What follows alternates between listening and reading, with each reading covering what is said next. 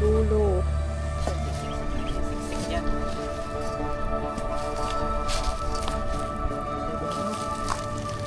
Ayun o, kita niyo yung butas na yan.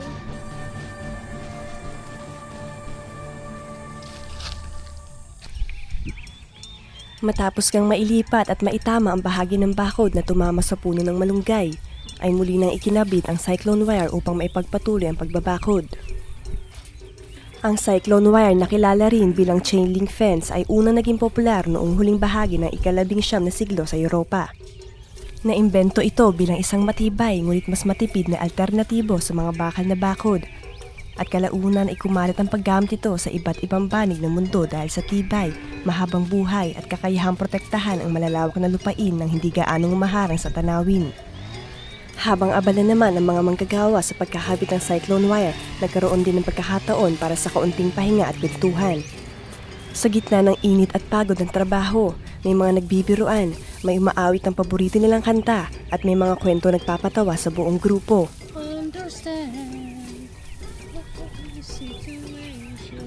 Singers din pala si Kuya, hindi lang pala daming talent. Patagal pagod lang. Galing po ng kasi yan. Tawag ng tanggalan. Tawag ng tanggalan. Magaling po to. Sumishisgan ka ba Kuya? Shisgan? Mas malalo po mas magaling yan, madam. Late! Yan po yung ginamit yan, sigurado. Hindi ko lang alam kung di magsatanggalan mga poste na yan. Mas malupit pa sa Bagyo. Ay, opo. Pinaloka Kuya oh. Hindi ko lang alam ha. Baka sakali. Mga wala lang kung magawa yung ano. Last day nyo na ngayon Kuya no? Opo. O isang birit ka dyan Kuya Shisgan, last day nyo na pala eh. Pagkatapos po doon nito madam, pag natapos po daw mga sideline yan. Pagtapos. O sige, bibigyan ka pa namin yung stage dito Kuya. No, sasatama ka pa namin. Yun lang. Puro kalokohan talaga eh. Lahat kayo taga-Tarlac kayo. May salita din pala kayo doon, no? May lengguwahe kayo? Ano nila, Tarlac. may Ilocano, may Tagalog. Pero Ah. ba't yung parang hindi maintindihan salita, parang kapangpangan. Pagtangan. Ay, kapangpangan yung kuya. Pero sabi ko, hindi.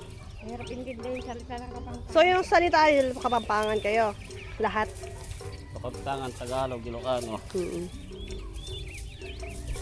intindihan yung kapangpangan. Tulad ako, may lahing Ilocano. May lahing Australiano din gano'n. Ilocano. Ay, akala ko Australiano Kuya.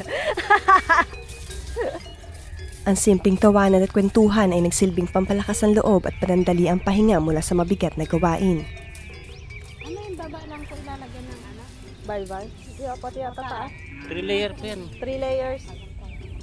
Sa mga ganitong pagkakataon, may kita na hindi lamang lakas ng katawan ng puhunan sa pagtatayo ng isang bakod. Mahalaga rin ang pagkakaisa, magandang samahan at positibong samahan ng bawat manggagawa. Habang patuloy na umaabante ang trabaho, unti-unti rin nabubuo ang mga alaala at karanasang nagbibigay buhay sa bawat araw ng kanilang paggawa.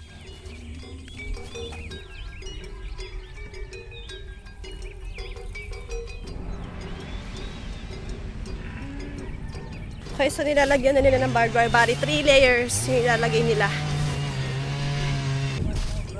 So, dito ako ngayon sa may masikip.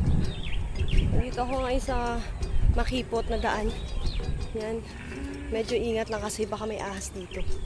Naman pagka may butas yan, siksik na siksik yan. Sa kabilang banda naman ay kinailangan naming alisin ang isang malaking bato na matagal nang nakahiga sa bukid. Sobra. Paano ba? Ito.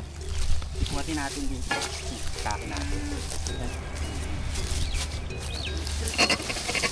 Ayun! Nang aming usugin ito, tumambad ang isang butas sa ilalim. Isang lugar na karaniwang ginagawang tirahan ng mga hayop tulad ng ahas, daga, palaka, butiki, bayawak, kagamba at iba pang maliliit na nilalang sa bukirin. Ayun o, kita niyo yung butas na yan? Kita niyo yung butas? Dahil matagal nang hindi nagagalaw ang bato, naging mainam itong kanlungan para sa mga ito. Kaya naman maingat namin isinasagawa ang pag-alis upang maiwasan ang anumang panganib at masiguro na ligtas ang mga manggagawang patuloy na gumagawa sa paligid. Ayan, oh.